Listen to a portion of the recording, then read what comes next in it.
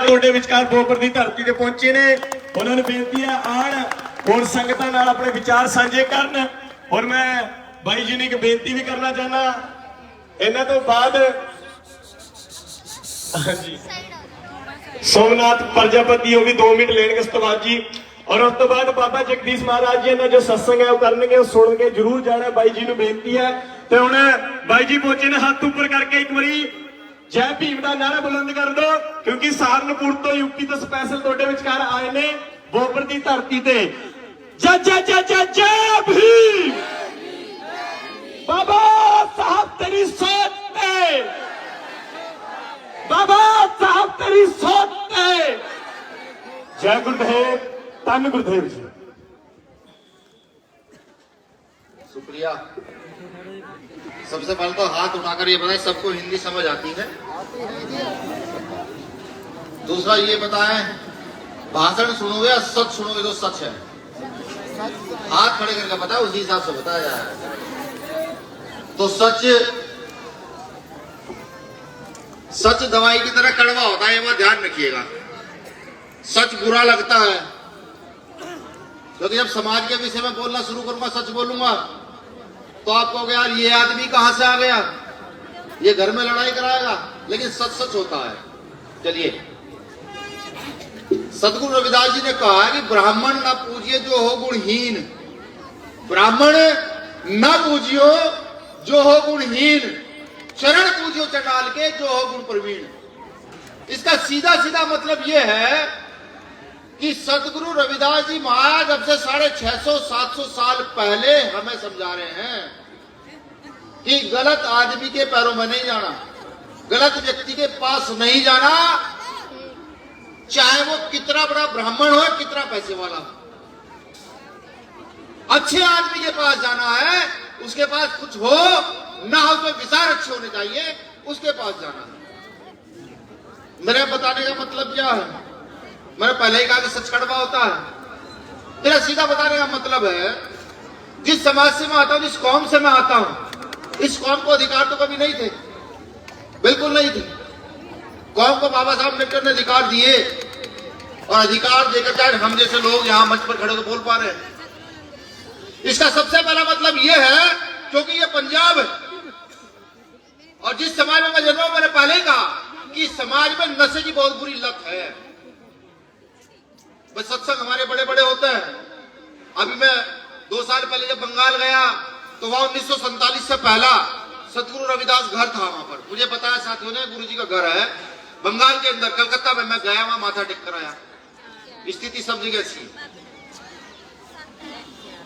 जिस काम को हमें करना चाहिए, जिस काम को कहते हैं कि गुरुजी हमें दूर रखना चाहते थे, हम उसमें लिप्त हैं। सत्संग होते हैं, मैं भी बोलने आया हूं, तमाम साथी बोल रहे हैं, लेकिन हम यहां से लेकर क्या जा रहे हैं, सीखकर क्या जा रहे हैं, क्या जानकारी लेकर जा रहे हैं। सवाल ये है, क्या हम नशे से दूर हो पा रहे हैं, क्या हम झूठ बोलने से दूर हो पा रहे हैं, क्या हम गुरु रविदास जी का प्रचार कर पा रहे हैं? ये अपने खुद से सवाल पूछिए साहब।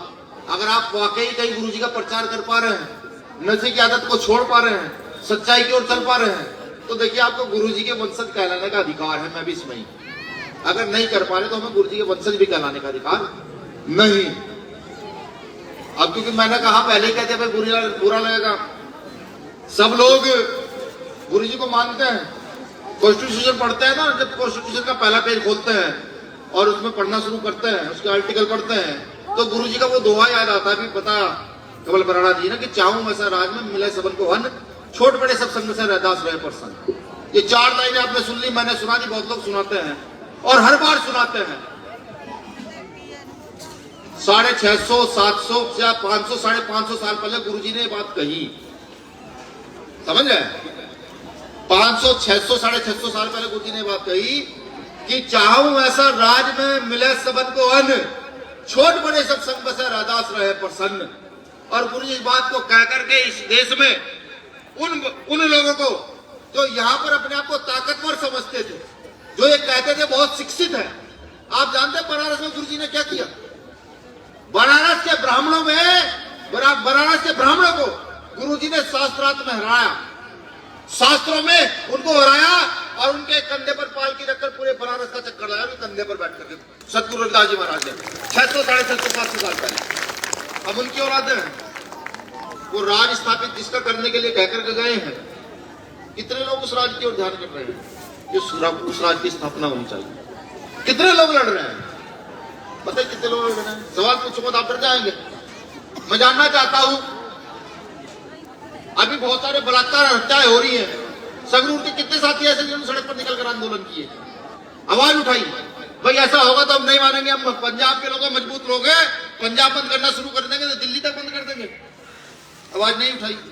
दूसरा महत्वपूर्ण बात मैं बताने जा रहा हूं, क्योंकि मैं उत्तर प्रदेश से आया हूं, शायद मेरे जाने के बाद ये कहा भाई चंद्रशेखर आजाद को भी कहा जाता है, भाई वो उस प्रदेश से यहाँ पर आ गया और यहाँ का भाषण दे रहा है। जिस कौम के हम लोग हैं, इस कौम की स्थिति आज भी बुरी है। पंजाब में रोटी है, पंजाब में खाने के लिए लंगर है, लेकिन उड़ीसा जाओगे खाने के लिए रोटी नहीं है, बेटियों के पास कपड़े नहीं है। झारखंड जाकर देखो, यूपी जाकर देखो, बिहार जाकर देखो, मध्य प्रदेश, राजस्थान जाकर देखो, अगर वो दर्द महसूस नहीं कर सकते ना, तो गुरुजी के सत्संग में आने का फायदा नहीं है साहब, बिल्कुल नहीं।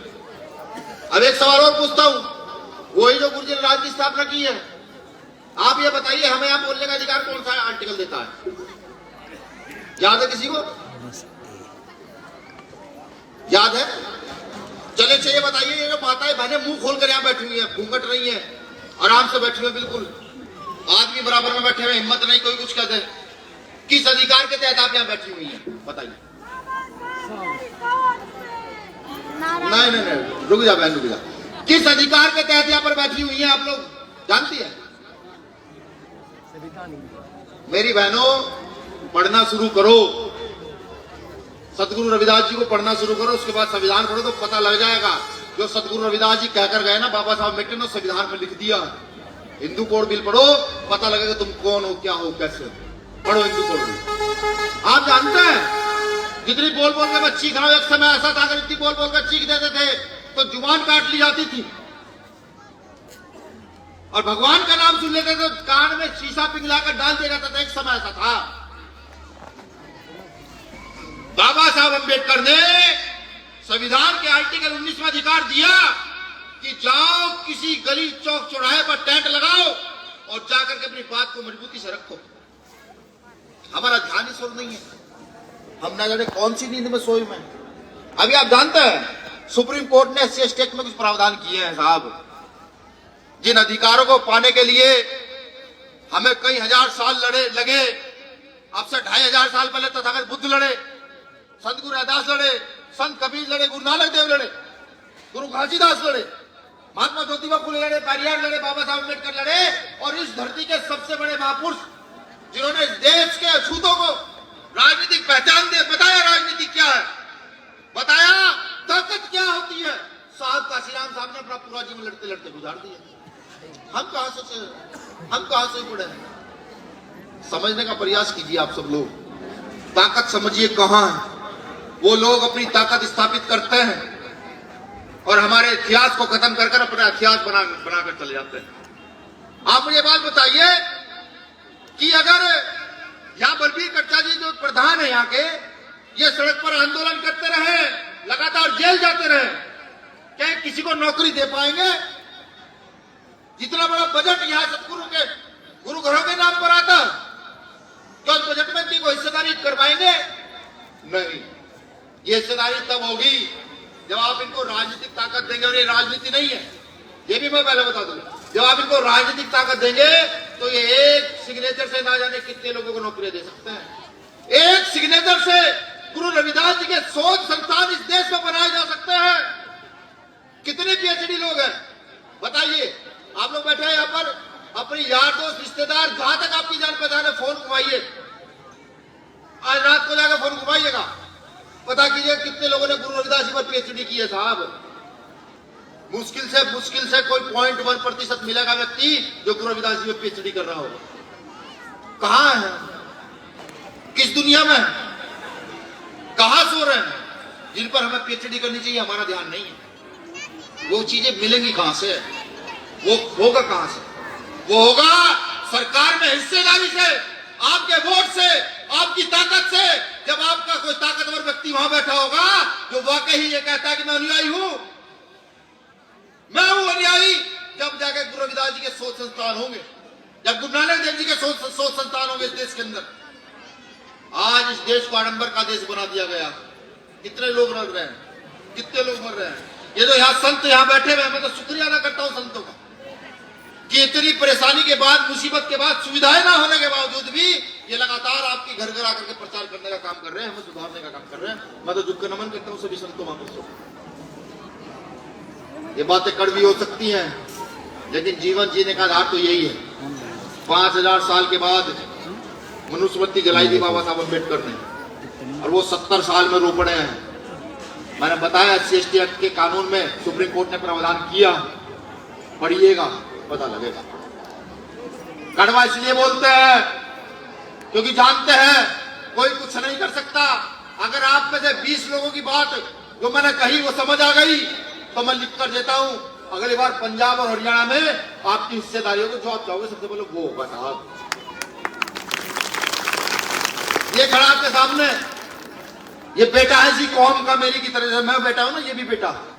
इसने कष्ट झेल करके ऐसा हासिल किया, हर आदमी नहीं कर सकता।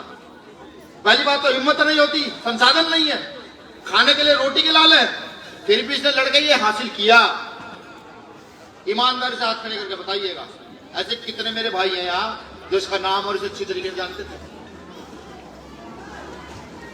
ये देखिए, ये दुख है, ये दर्द है जो हम लोग अंदर महसूस करते हैं अपने, कि एक व्यक्ति इतनी मेहनत करके यहाँ खड़ा होता है और समाज में अब तक उसकी पहचान नहीं हो पा रही। इसको बुलाइए, अपने घर तक बुलाइए, गांव तक बुलाइए, कहा भाई हम तेरा सम्मान करेंगे, बेटा है समाज का, ये करेंगे सतगुरु रविदास जी का नाम रोशन है। ऐसे लोग अगर आप ये समझ बैठे हैं कि कोई और आपको कुछ दे देगा तो नहीं। एक कहावत बताऊं आपको, सुनी होगी, नहीं सुनी तो सुन लीजिए, कि अंधा बांटे सीर ने रब अपनों को दे। जो लोग राजा होते हैं वो अपने लोगों को देते, दूसरों को नहीं देते। राज्य हमारा होना चाहिए। जिनके गुरु इतने महान रहे हो, उस समय के सारे राजाओं को झुका दिया। आज भी जो अपने आप को ये कहता है ना हम इस देश के सूरवीर हैं, उनके कुल गुरु रहे गुरु रविदास जी। इतिहास उठाकर पढ़िएगा तो पता लगेगा, राजस्थान के जितने रजवाड़े रहे उनके कुल गुरु रविदास जी थे। आज भी वहां गुरु रविदास जी की प्रतिमाएं लगी हुई है उनके महलों में, और हम ना जाने किस दुनिया में हैं। तो मेरा सबसे निवेदन है खास तौर से माताओं बहनों से कि अपने बच्चों को शिक्षा की ओर मोड़िए, गुरु रविदास जी की वाणियों को पढ़िए, समझिए कि वो क्या कहती है, उस हिसाब से समाज का निर्माण कीजिए। आप समाज का निर्माण कर सकती हैं। चंद्रशेखर भाई के विषय में मैं आपको बताऊं क्या है, वो बेचारे लड़ते घूम रहे हैं। पंजाब में कुछ होगा यहाँ आएंगे, हरियाणा में कुछ होगा वहां जाएंगे, मध्य प्रदेश राजस्थान में कुछ होगा वहां चले जाएंगे, लड़ते रहेंगे। लेकिन सवाल यह है कि वो आदमी कब तक लड़ता रहेगा। अभी एक गोली चली, सबको पता होगा, भाई चंद्रशेखर आजाद पर गोली चली थी। वो गोली सिर्फ इसलिए चली थी कि वो इस आंदोलन को जो गुरु रविदास ने चलाया, संत कबीर गुरु नानक जी ने चलाया, इस आंदोलन को आगे बढ़ाई थी, इसलिए उन पर गोली चली थी। अगर समाज सही तरीके से मुट्ठी बंद होकर के सही विचारधारा के साथ खड़ा नहीं होगा तो साहब न जाने कितने चंद्रशेखर आए और चले जाएंगे। आज एक महत्वपूर्ण दिन भी है, आज साहबजादों का शहादत दिवस भी है। मैं अपनी ओर से, टीम की ओर से, पूरी भीम आर्मी भारत एकता मिशन की ओर से, भाई चंद्रशेखर आजाद जी की ओर से उनको सत सत नमन करता हूं, वंदन करता हूं। आज एक दिन और भी है जो पंजाब के लिए गौरव का दिन है। बताइए क्या बहन, बताए कोई क्या है? यही तो बात है, अपने इतिहास की जानकारी नहीं रखोगे तो दूसरा आदमी अपना इतिहास बताने नहीं आएगा। आज शहीद आजम उधम सिंह का जन्मदिन भी है। जानते हैं शहीद उधम सिंह कौन थे? जलियांवाला बाग याद है? अगर नहीं पढ़ा तो जलियांवाला बाग सही से पढ़िएगा, उसमें मरने वालों की संख्या देखेगा, कौन किन लोगों की शहादतें वहां होगी। मैं नहीं कहता, अपने मुझे अपने आप पढ़ लीजिएगा। उसका 40 साल बाद बदला लेते हैं शहीद आजम उधम सिंह जाकर। पंजाब में जन्मे थे, पंजाब की सरजमी के शेर रहे हैं, मैं उनको भी नमन वंदन करता हूँ। आप लोगों ने मुझे सुना, आपका आभार। जो बुरा लगा हो उसके लिए माफ कीजिएगा, जो अच्छा लगा हो उसका जाकर प्रचार कीजिएगा। सदगुरु महाराज का सही प्रचार करते रहिए जैसे हमारे संत महापुरुष कर रहे हैं। मुझे आशा नहीं, पूरी उम्मीद है कि इस प्रचार को बहुत तेजी से आगे बढ़ाया जाएगा। भीम आर्मी सतगुरु महाराज का प्रचार कर रही है। मैं जिस देश प्रदेश में जाता हूँ, अभी मैं उड़ीसा गया था 1.5-2 साल पहले, वहां गुरु महाराज के अनुयायी मिले, वहां भी ये भाषण दिया कि गुरु महाराज ये कहते थे। फिर मैं वहां गया केरला, वहां मिले, वहां भी ये भाषण दिया। जिस प्रदेश में जाता हूँ वहां जाकर के बात जरूर बताता हूँ, गुरु महाराज ऐसा राज में स्थापित करना चाहते थे। गुरु महाराज के वंशजों का काम है इस राज को स्थापित करना। अब कैसे करना है आप तय कीजिए। मैं तो बालक हूँ, मैं तो बच्चा हूँ, सीख रहा हूँ। बुजुर्ग आप दिशा तय करें, करना क्या है। चंद्रशेखर आजाद के कंधे को मजबूत करना है या उनके कंधे को मजबूत करना जो सिर्फ एसी के कमरों में बैठकर वोट दे सकते हैं। शुक्रिया, धन्यवाद। यहाँ के आयोजक कमेटी का, सभी संतों का आभार, सभी संगत का आभार। चंद लाइनों से अपनी बात खत्म करूंगा। साथियों, हम तो फकीरी मिजाज रखते हैं, अपनी ठोकरों में ताज रखते हैं। साथियों, हम तो फकीरी मिजाज रखते हैं, अपनी ठोकरों में ताज रखते हैं। भीम आर्मी के लोग कल की परवाह नहीं करते दोस्तों। भीम आर्मी के लोग तो अपनी मुट्ठी में आज रखते हैं, अपनी मुट्ठी में आज रखते हैं, अपनी मुट्ठी में आज रखते हैं।